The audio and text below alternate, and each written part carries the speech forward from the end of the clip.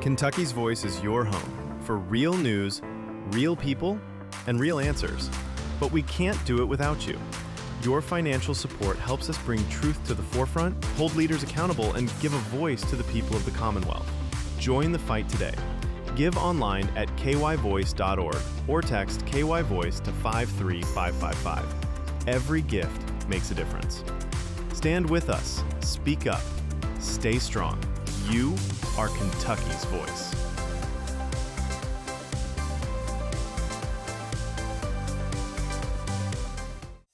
Are you ready to stand for truth? Kentucky is at a crossroads, and we need voices that won't back down. This is your moment to rise, speak up, and be part of a movement that's changing the narrative in the Commonwealth.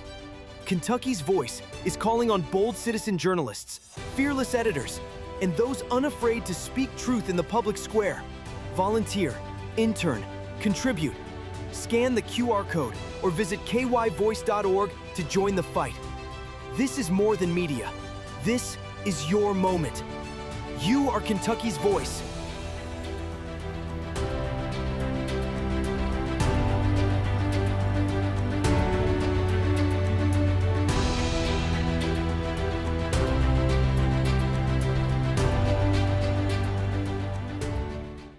Open borders, shameful abandonment, disregard for human life, the prospect of more mandates and lockdowns, and the list goes on. Now more than ever, we need to stick together. Voting alone is not enough. We must use our dollars to support like-minded companies that fight for our rights and beliefs. Patriot Mobile is America's only Christian conservative wireless provider who shares your values. Last year, we gave more than $500,000 to conservative causes. With your support, we'll give more than $1.5 million this year. It's time to band together and support companies that truly love America and fight for our freedoms. Will you join us?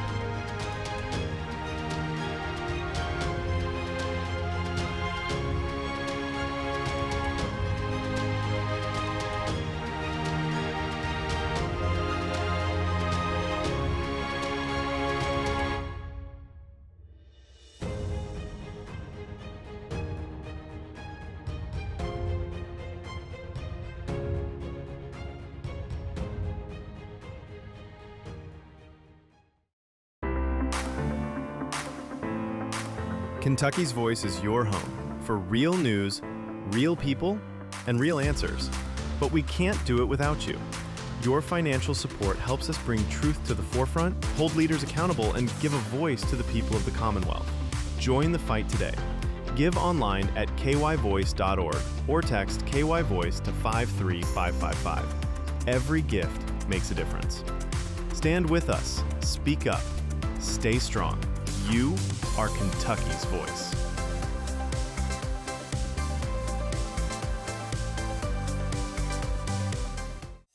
Are you ready to stand for truth?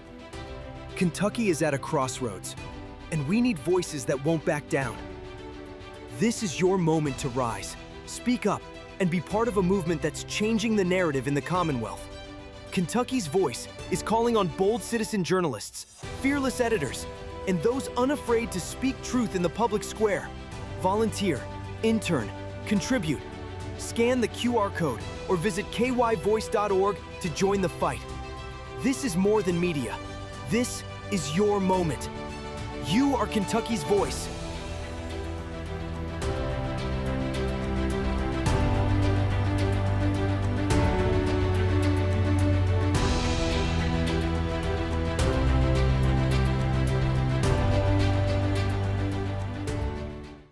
Open borders, shameful abandonment, disregard for human life, the prospect of more mandates and lockdowns, and the list goes on.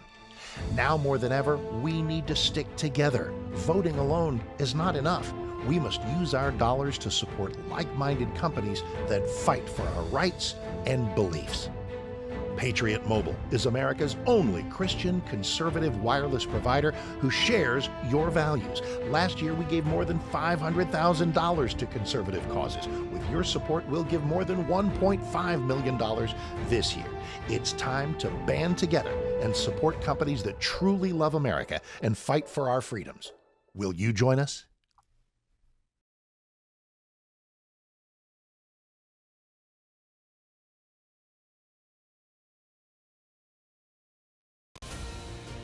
This is Kentucky's Voice Radio, covering the latest state and local issues with Tom Fallbush, Bob Scott, and Jim Waters.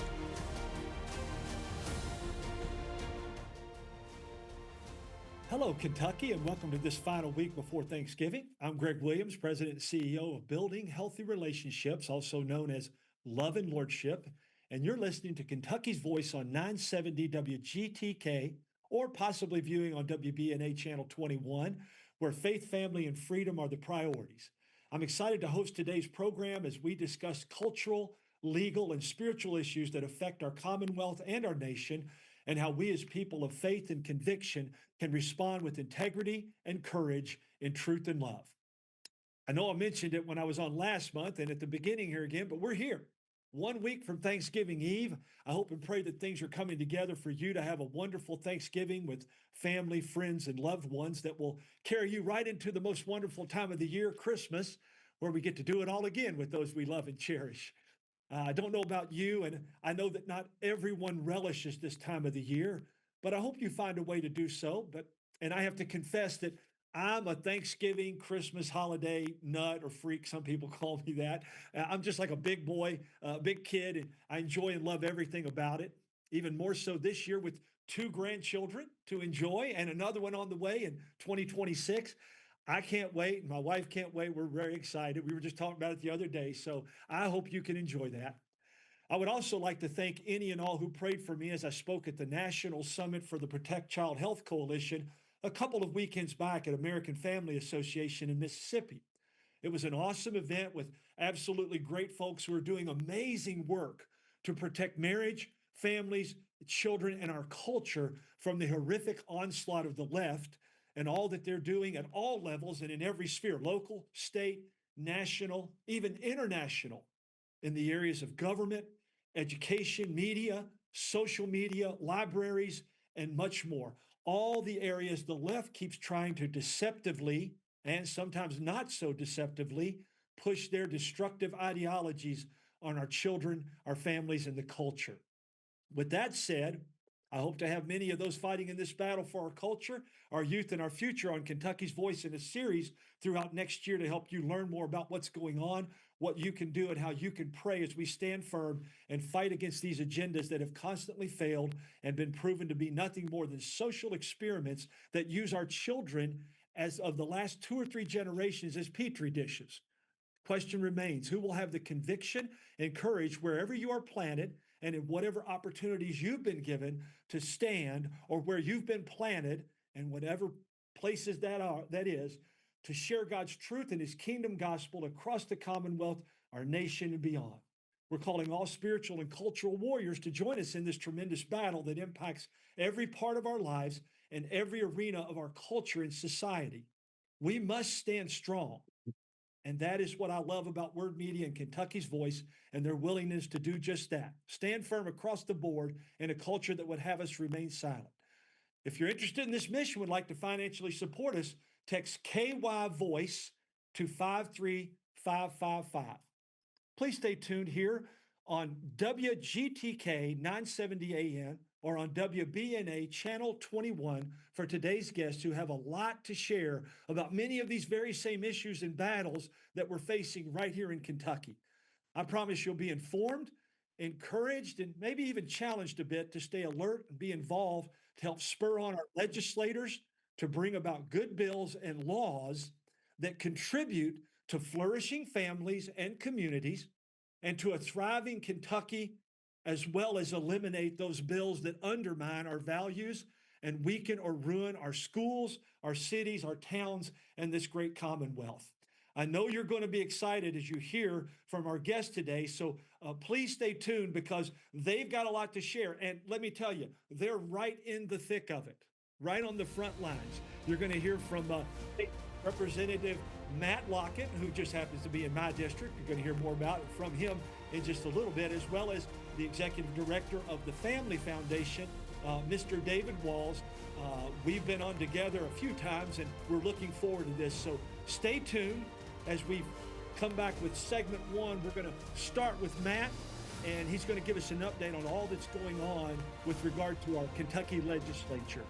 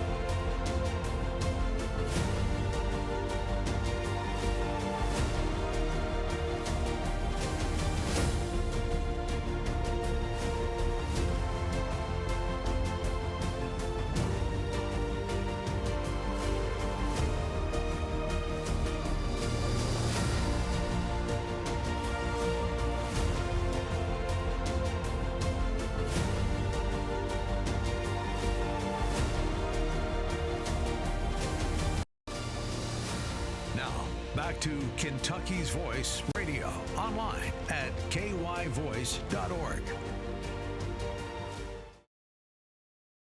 Building healthy relationships, DBA Love and Lordship's vision and mission is to restore and help maintain a biblical worldview through healthy people, relationships, families, and communities that are foundational to thriving societies, governments, education, and all cultural influencers and outcomes.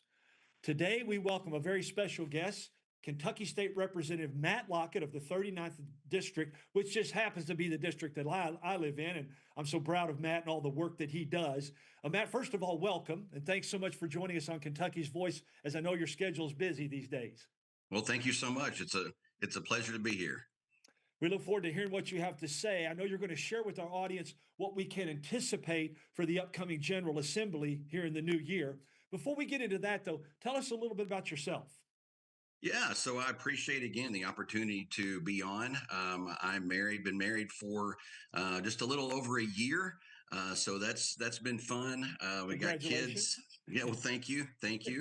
I've got 2 kids. I married a sweet woman who has 6, so together we have 8.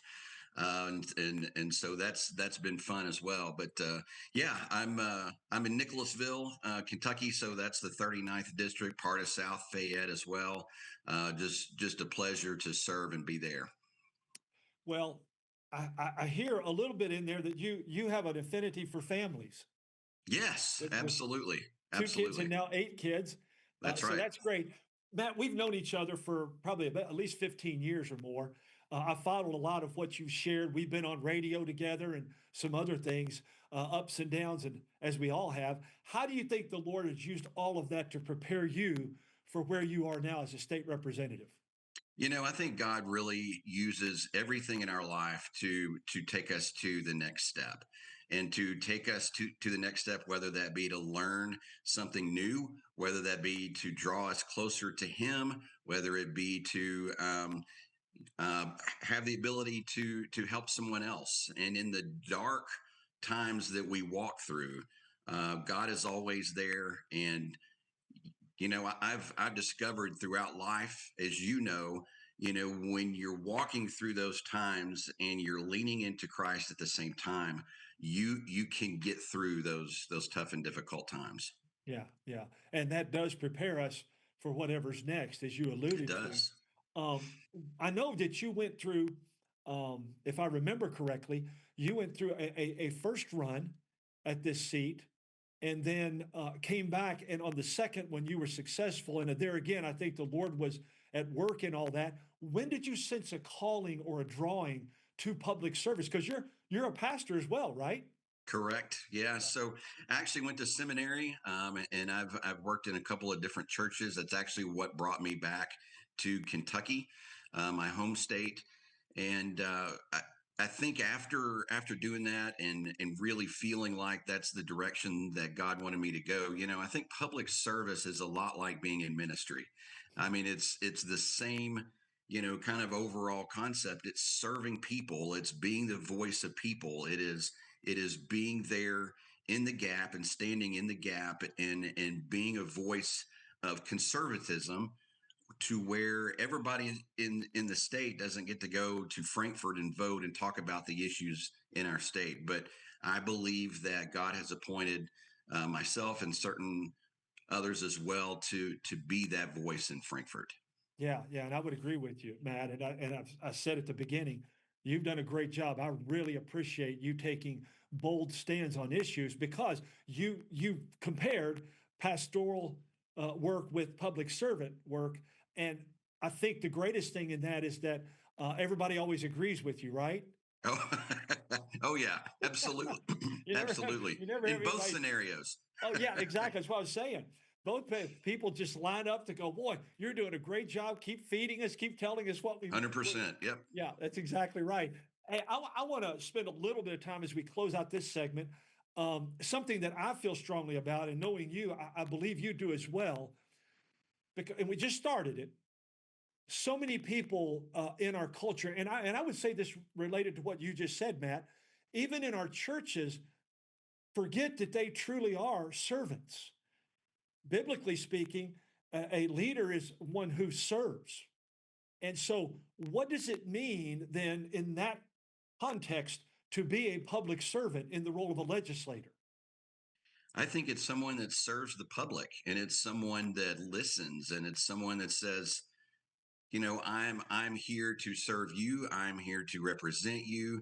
It is not necessarily what I want. It is not necessarily what uh, I'm going up and saying this is what I'm going to do. It is truly representing people, and it's a lot of times when you get feedback, and I think you get feedback from maybe people that have been in elected office for a long time. One of the feedbacks that you get is, well, they don't listen to the public anymore. Yeah. And I think a true public servant does just that. They are seen. They are seen in the public. People know them. People know their heart. They may not agree with them all the time, but they are someone that can say, hey, you know what? He votes the way the district wants him to vote. He votes his conscience.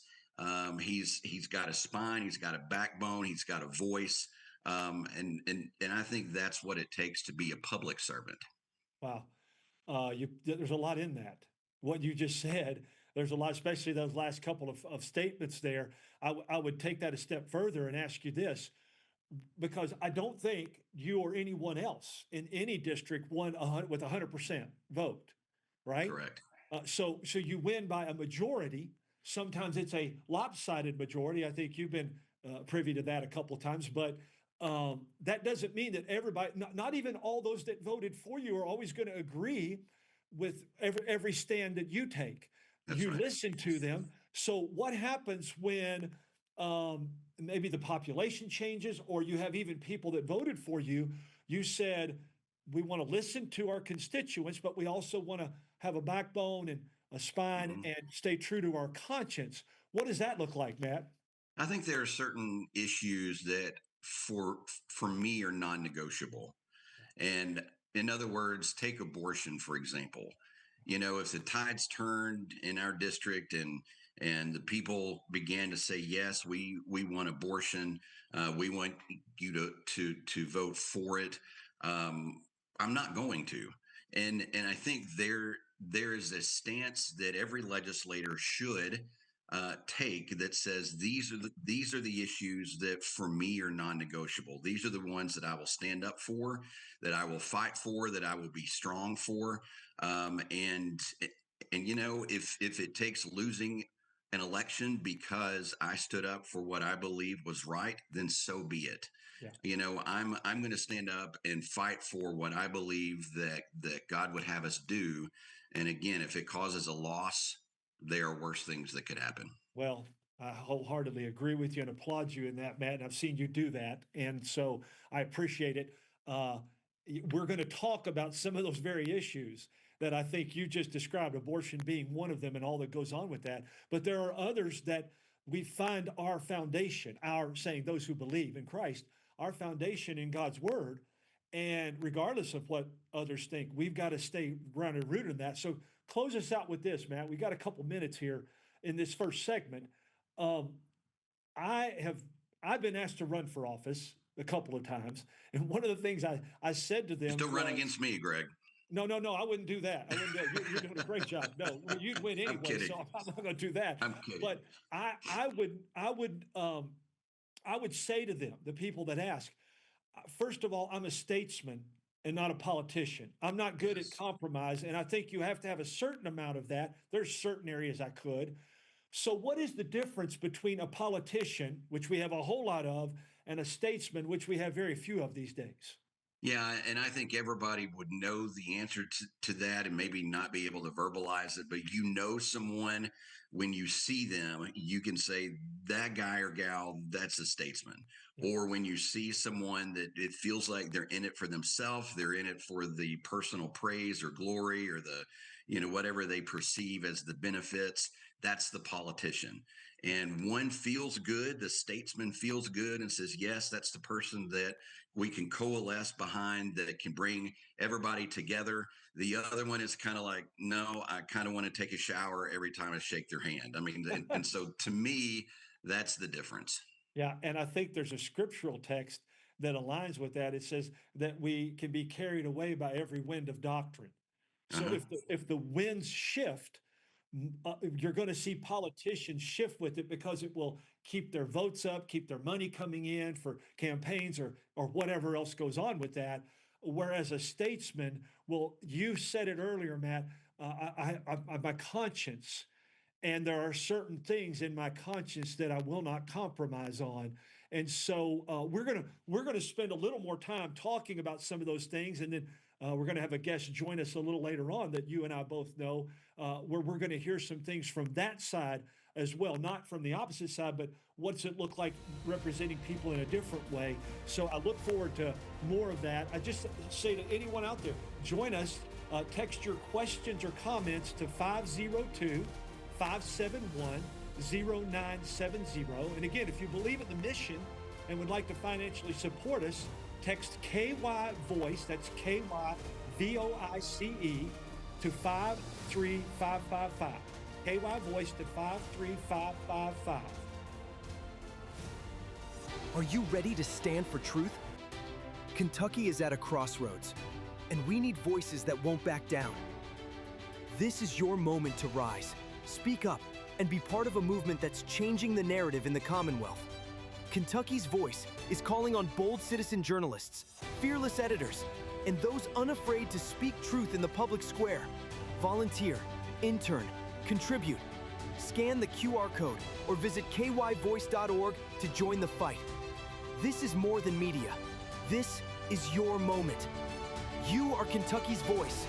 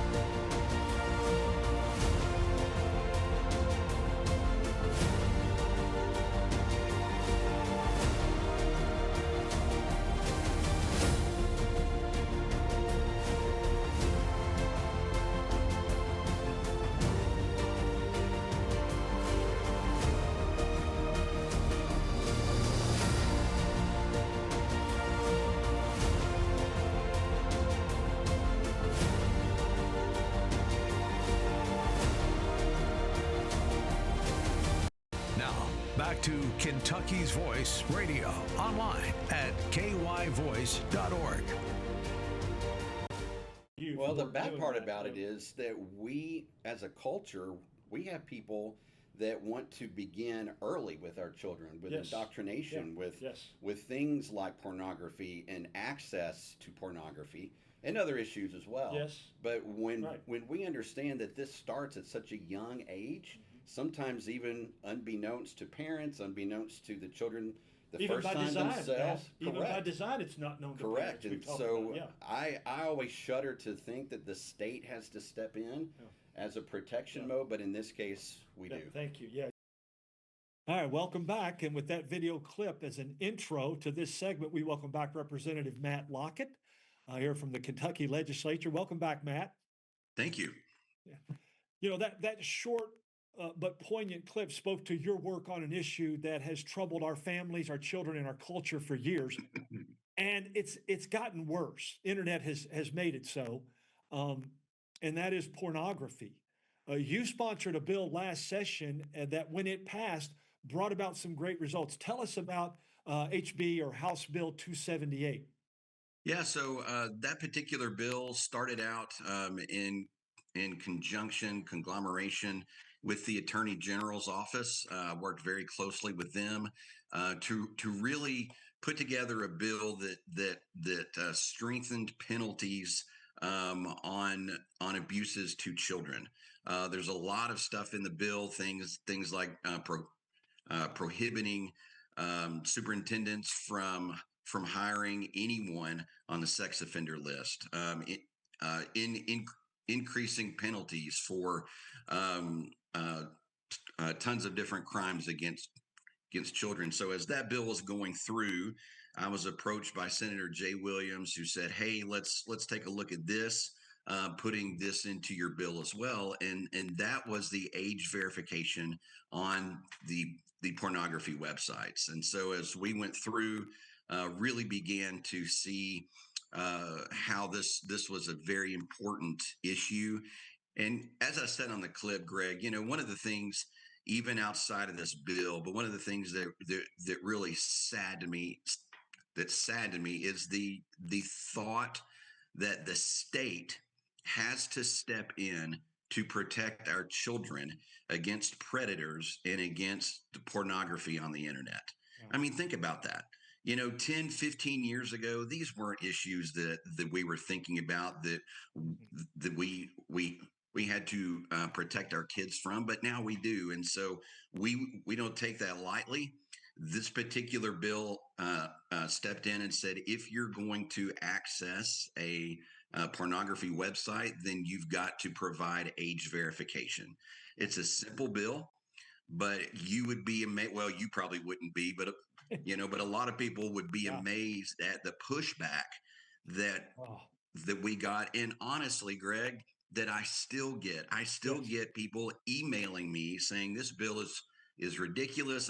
I want to be able to access this without an ID. But what's happened that we've seen in Kentucky, some of these large players like Pornhub, instead of just abiding by the law, they have blocked all access to their site in Kentucky, which, praise the Lord, is a great great thing. Yeah, which tells you something. I was going to mention that. I figured you would, but Pornhub, I believe, is the largest provider of pornography in the world. That's correct. Yes. And it happened in, I know it happened in Texas and several other states that passed similar laws. So I've said immediately after that, publicly and privately, I said to people, there's what God's word calls the law to do, to reward those who are doing good and to eliminate or punish those things that are doing evil. And when that law passed, Matt, that you were very bold on, appreciate it again, Pornhub immediately shut down. And that was great. I don't know if you know this, Matt, but before I say this, I'm going to come back to this. Text your questions or comments to 502-571-0970. If you believe in the mission, would like to financially support, text KY Voice, KYVOICE to 53555. Matt, I don't know if you are aware of this, but I'd like to make you aware, and we'll probably talk more about it with you and David, who's going to join us in the next segment. There are databases that literally states pay for. I don't know what the amount is. My guess is the amount here would be maybe $1 million in Kentucky. That's just a guess.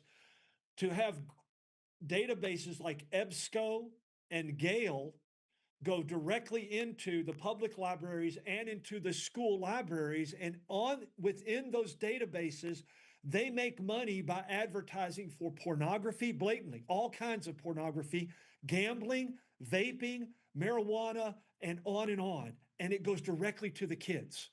Yes. And so that's something we've got to address as well. What would you say to that? Well, I would say that I am aware of that, and that is why in an upcoming bill this coming session that I'm sponsoring, currently working on, currently being drafted. It's an age verification for social media. Also includes a prohibition on any type of advertising to children, whether it's social media, whether it's other websites. Completely bans that because honestly, that's how a lot of these things get started, because kids are online at an early age. And parents don't always know exactly what they're looking at. And so these ads begin to bombard them, and curious minds want to know. And so they go and look at this website, that website. And so part of the bill does ban those advertisements. Well, and the algorithms within those are designed to literally draw them in. Yes. We know that now.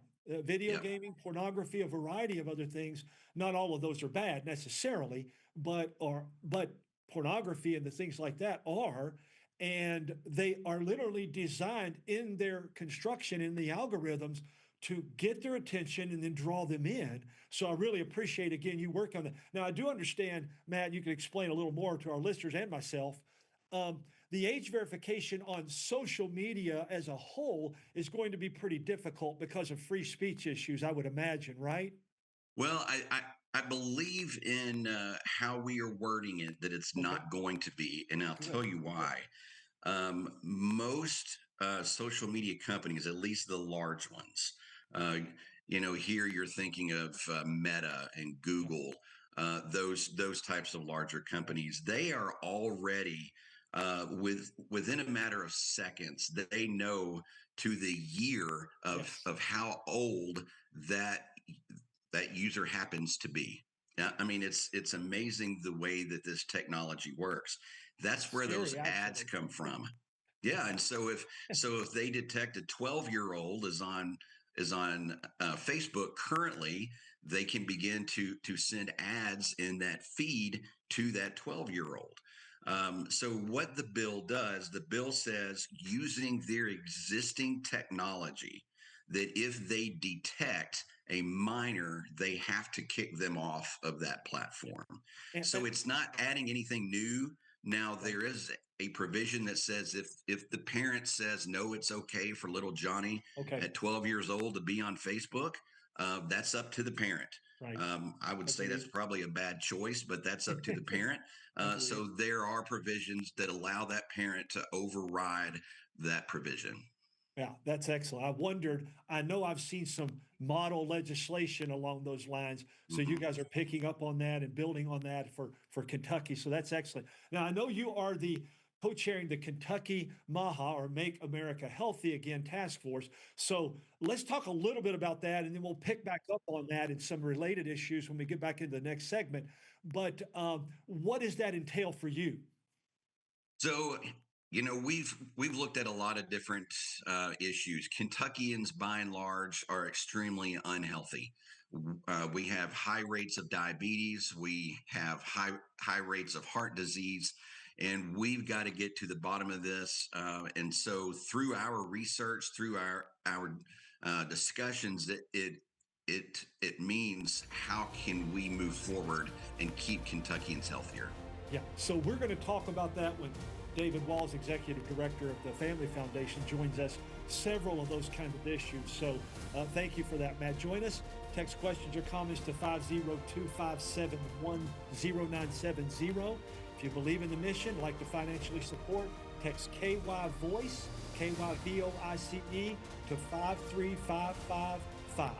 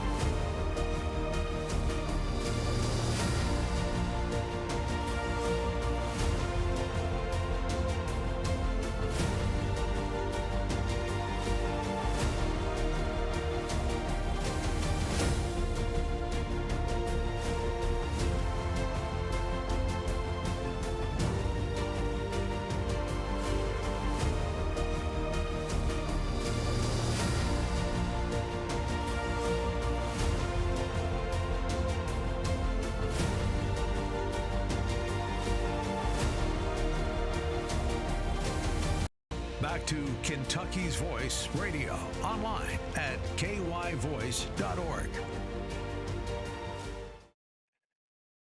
Welcome back, and to our listening or viewing audiences, however you're joining us, as we continue to discuss key issues coming up in the 2026 Kentucky General Assembly.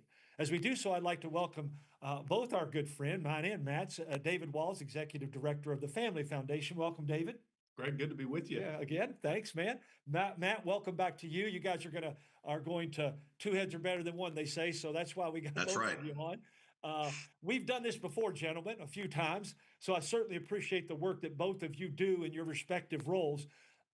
Matt, we talked about several issues before. I'm going to ask David to kick off this segment with what are some priority issues from a marriage and family, the Family Foundation standpoint. Yeah, absolutely. And I just want to say I heard a little bit of y'all's previous conversation, and we are strongly in support of what I know Representative Lockett and others are leading on to continue to take the next steps to protect our kids online as it relates to social media and so forth. That is going to be one of the key issues that the Family Foundation is going to be communicating on and thinks that is incredibly important to address. But Greg, I'll bring up a few others, and a couple of these issues are issues from the last legislative session that we've worked on. One of them is the continued need to strengthen our religious freedom protections. Look, we foundationally believe, our founders believed there was a reason why religious freedom is our first freedom protected in the First Amendment, and there has been a need to strengthen some of the enforcement mechanisms and definitions of Kentucky's existing religious freedom statutes. And so that's going to be an issue that we're going to continue to work on. If we don't have, if Kentuckians, if we don't have the ability to be assured that our first and most foundational freedom is protected under the law, there's not a whole lot else that we can count on from that perspective. And then another issue that I'll mention off the top, Greg, is the issue of medical conscience. The need to protect our healthcare professionals so that they can do the job that they've been called to do no harm, without fear of being forced to participate or be compelled to speak in ways that are simply not true or violate their conscience. And so this is an incredibly important issue from a conscience perspective, but I would say it's also an incredibly important issue from a recruitment standpoint of saying, look, we want to have our medical professionals, and particularly we want more Christians to be able to move forward in the medical fields, knowing that they're going to be able to practice medicine in accordance with their conscience. Yeah. And so this has been an issue that's been debated and discussed, made very significant progress last session with Senator Donald Douglas carrying legislation that got out of the Senate, didn't quite get across the finish line in the House, but something that I know Representative Lockett has been supportive of, and so many others.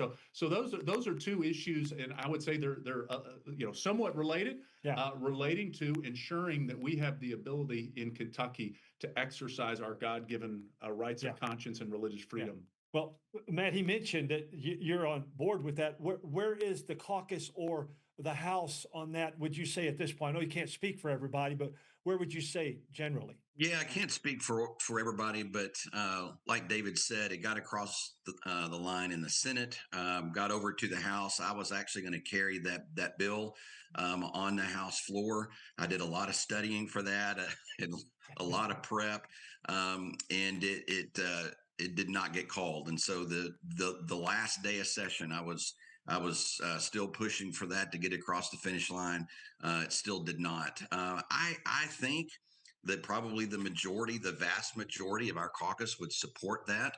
I think that's an issue that we see as important to allow our medical professionals to be able to practice medicine along with their conscience, and not force them to have to do a procedure, immunization, whatever the case may be, that they do not agree with. And so I think it's very important, and something that I will certainly be pushing this session as well.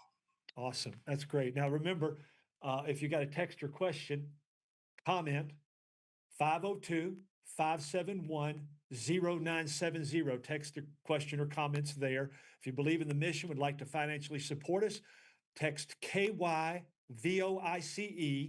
KY Voice to 53555. Now, there's been a lot of these ongoing issues. One of them is repealing the sales and use tax for churches, women's sports. Matt, where are we on some of those issues? Because those are culture-changing issues as well. Yeah, I think the women's sports, of course, we did pass the ban for that to disallow males in women's sports. I think we can go a step further. I think we are looking at going beyond that. We've had issues with, of course, males, transgender males walking into restrooms, public restrooms of not their given sex. I think there's a lot of things there, a lot of protections that we need to go a step further. And I believe, again, our caucus, I think, is ready to do those. Yeah. What do you see on that, David? Some of those issues to strengthen that? No, I think absolutely that we need to be taking the next step and saying, what can we do to protect the women and girls of this Commonwealth? What Representative Lockett was mentioning was, Exhibit A, where you had at the Kentucky Capitol, one of the last days of the session, you had a very large man in a sheer white dress that was going into the women's restroom. There were young children in there, is my understanding, young girls. Mm-hmm. But that's just an example of the reality that we need to define clearly in state law what biological sex is, what a man is, what a woman is. And this has implications as it relates to not just bathrooms, but all kinds of facilities, dorm facilities, any space that should be separated so that there's privacy and dignity to be had. We should have a common sense policy, common sense law. And so I know there has been Representative Bill Wesley, who was the legislator who courageously confronted this man at the Capitol. He has indicated his desire to file legislation related to this. I know State Senator Lindsey Tishner has previously filed legislation, a Women's Privacy Act that's related to this.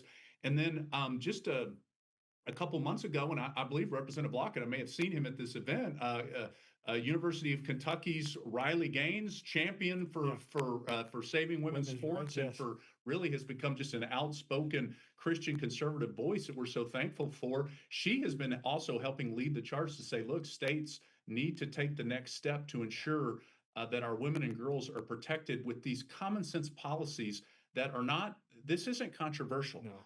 Sometimes in the heat of the moment, in some of these legislative battles, those on the left, those in the media can try to make these issues sound controversial. But I guarantee you, if you were to ask the average Kentuckian, do you think that it would be appropriate for the state to ensure that at their own facilities, at the state capitol, that men's restrooms are for men and women's restrooms are for women? That would be a broadly supported position. Absolutely. And so I think I'm encouraged to hear that this is something that's being discussed. Well, and Greg, I would say, go ahead. I would say too, there's a couple more issues along with that as well that are going into legislation this session, and one deals with actual physical school buildings, whether it is designating that every school building, K through 12, and at the post-secondary level, that those restrooms have to be designated men or women, and they cannot allow one or the other to go into the other one. There's also what will go into a bill as well, is to ban our K through 12 schools from participating across state lines with any other school that allows males to participate in female sports as well. Wow. So what I hear you guys saying, and we've talked about this before, is if we're going to protect women, which is at the heart of this, we got to protect women's spaces. 100%. Right? Yes. You got to protect the court, the field, the bathroom, the locker room, the school, the Capitol. Those places that are designated for women need to be protected and set aside. You all know this. Hopefully our audience does, but that's why we're a republic in our nation, because there is a rule of law, and we need those laws to help us understand where the boundaries are, and people have gotten off that. Now, I do think this, as we close this out, tell me what you both think quickly. We got a couple minutes, but if we're running into this over and over again, we're now seeing, though, that all the stuff that they used to support this is falling apart, which we knew it would. So they're losing not only ground, but support and therefore influence. Where do you see that going, Matt?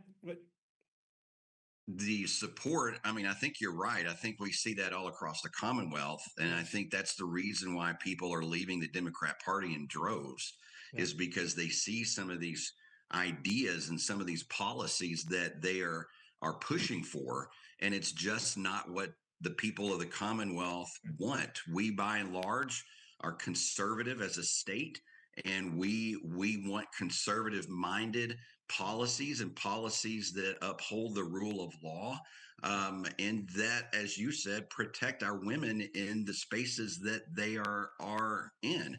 It's sad that government has to do that it's not common sense that only a female can enter into a female restroom, but here we are. And we will certainly rise to the challenge and make sure that we protect our citizens. Yeah. David, any thoughts on that? I agree wholeheartedly. Look, we have to root this out, this ideology out at its core. Yeah. Obviously, we've got to take action to protect women and to protect, create sanity as it relates to our facilities and the buildings that the government has responsibility for. But even deeper than this is a war on the hearts and minds of the next generation. When we're talking about, creating schools that eliminate boys and girls restrooms, this is about a warped ideology that is seeking to influence the next generation and to cause them to question the most creational, foundational truths about who they are. And so this is why this is so vitally important from a public policy, but also just from a prophetic voice to speak against this. Absolutely. Now, we're going to hear more from both Matt and Representative Lockett and David Walls in our last segment here on these issues, along with abortion pills and trafficking, euthanasia, maybe IVF. We may not get to all those, but we're going to talk about those. So stay tuned. Again, if you like us and would like to financially support, text Kentucky Voice, KY Voice, to 53555.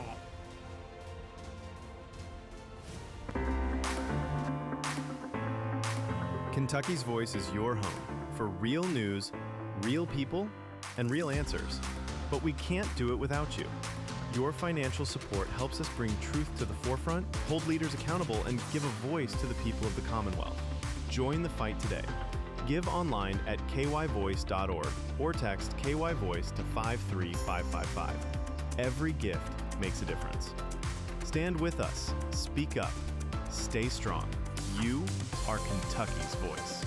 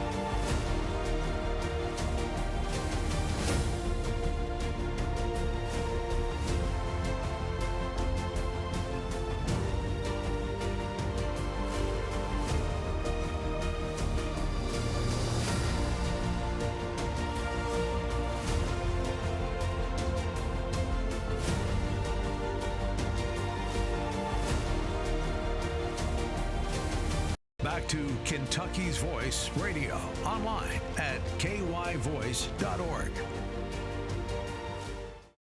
All right, guys, thanks for joining us again. Whether you're listening on radio or viewing on TV, we thank you for that as we discuss many of the issues that are and will be affecting us as Kentuckians in the upcoming General Assembly. We welcome back Representative Matt Lockett and Executive Director of Family Foundation, Mr. David Walls. Again, if you have a question, text to 502-571-0970. If you believe in the mission, would like to financially support, text KY Voice to 53555. Matt, David, welcome back. I want to jump in. I left this off kind of general so you guys could go with what you want. I know that one of the things that have been hot and heavy the last few months and leading into the assembly is this issue of abortion pills, which are crossing state lines, and trafficking, whether it's the pills or the minors. Matt, what have you been hearing on that? So this past week, we have been in kind of caucus meetings and caucus retreat, and these are a couple of the issues that we've discussed.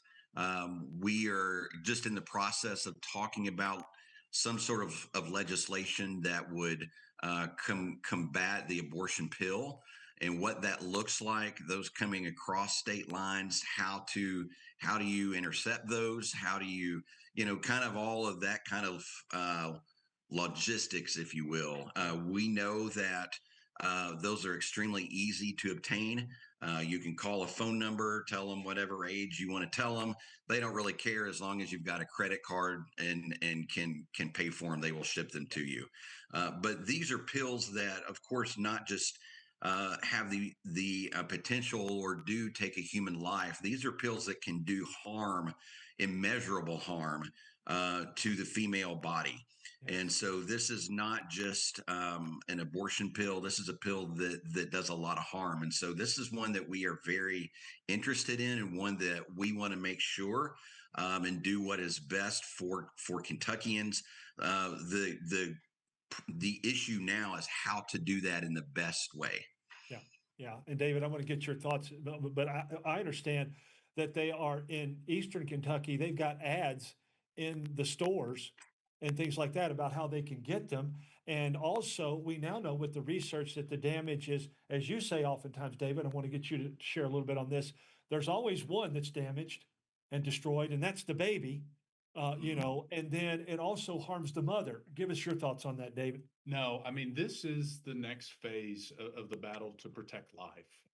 With the continued proliferation of the abortion death pill, and I really think that's what we should start calling it. Yeah. It is a pill designed to kill an unborn child, and as more research continues to come out, and as Representative Lockett mentioned, it does tremendous harm to the mother. There was a recent study analysis that was done that showed something to the effect that the medical complications, serious medical complications to the mother taking the abortion death pill is something on the order of 22 times higher than what the FDA currently says. Yeah. And so this is where, again, we have an opportunity as we're speaking into this issue to push back against the lies and deceptions of the other side. The abortion industry is designed from the ground up to profit off of killing preborn children. But in spite of their mantra of women's rights and saying they're for women, the reality is now they're promoting an incredibly dangerous death pill that puts the lives and certainly the bodily harm of women at risk each and every day. Yeah. And so this is an incredibly complex issue.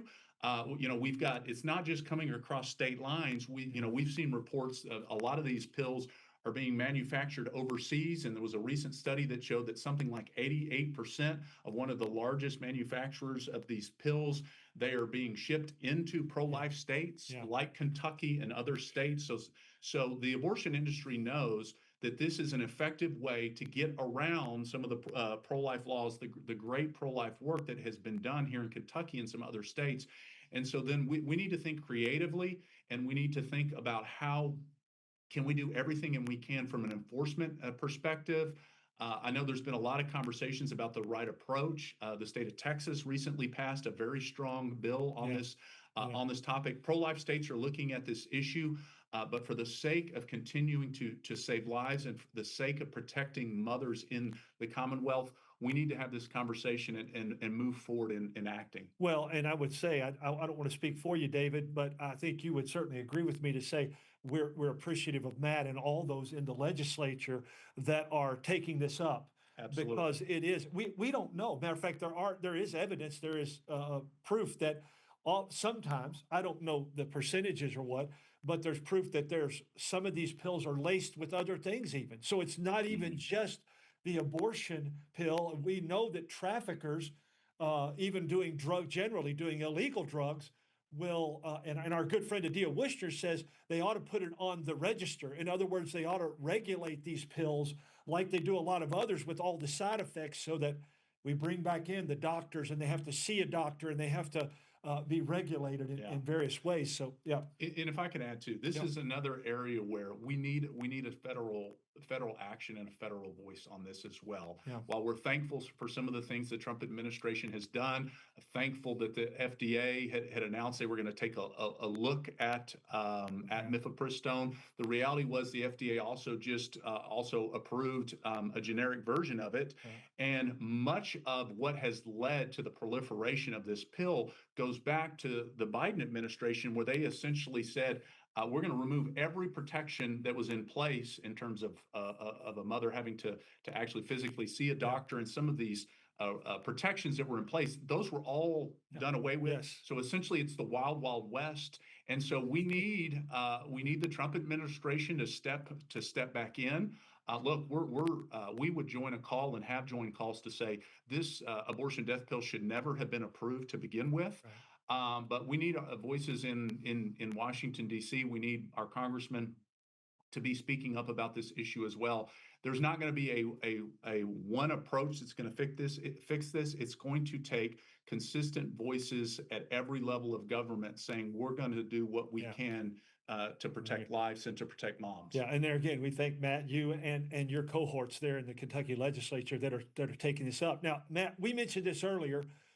We haven't said a whole lot, but it comes back in here, and I don't know. I know it's connected. I don't know how connected it is yet in the legislature, but you're the co-chair of the MAHA, or Make America Healthy Again, for Kentucky.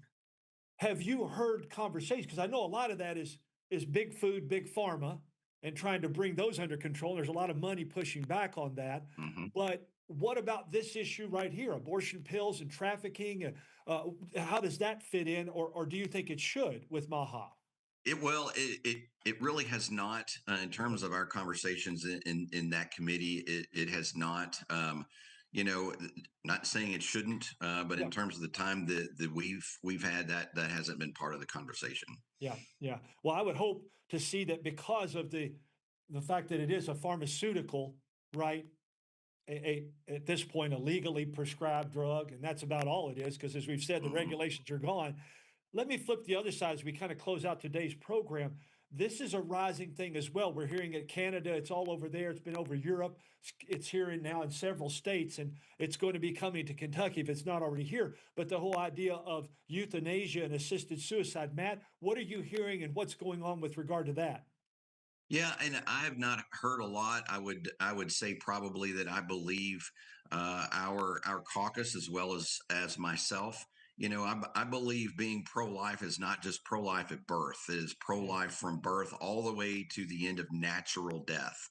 Yeah. And natural death is when God calls us home on his timing through the time that he sees fit. It is not the time that we say it's time for me to go. And so, I think if we're really going to be pro-life and really going to take that pro-life stance, then we would take the stance that euthanasia, assisted suicide, is not something that is in God's plan. And so we have to, as believers, we have to stand against that as well. Yeah, well said, Matt, well said.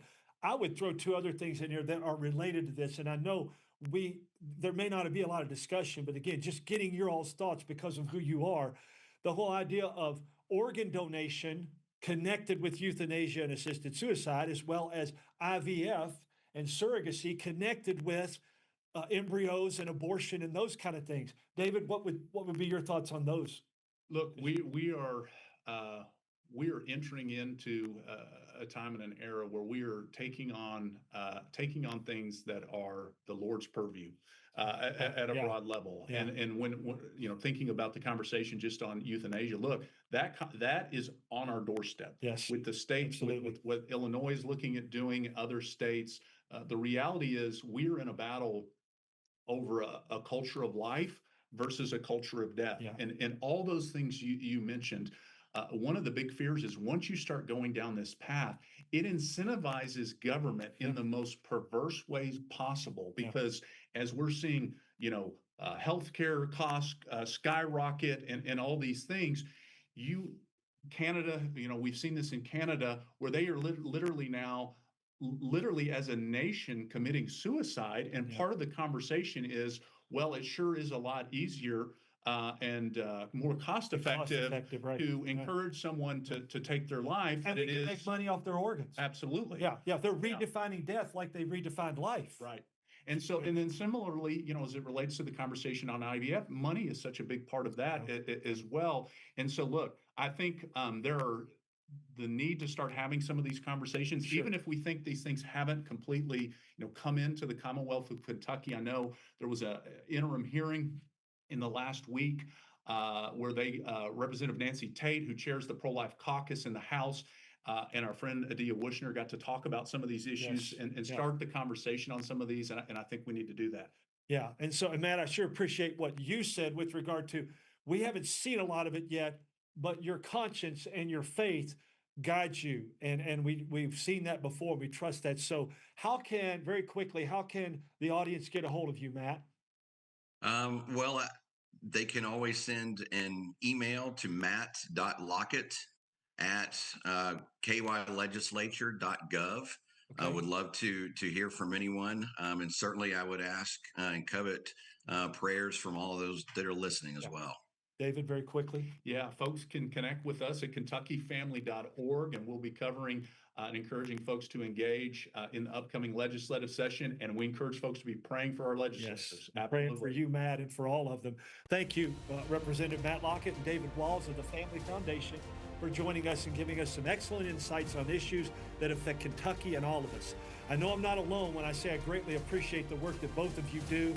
from both a Christian and conservative perspective that I know neither of you are ashamed to be called both. I hope today's program has encouraged and or challenged you to stay in or join that fight if there's much at stake. I'm Greg Williams, and thanks for joining me as you're listening or viewing Kentucky's Voice. Make it a great day, and God bless in the love and lordship of Christ.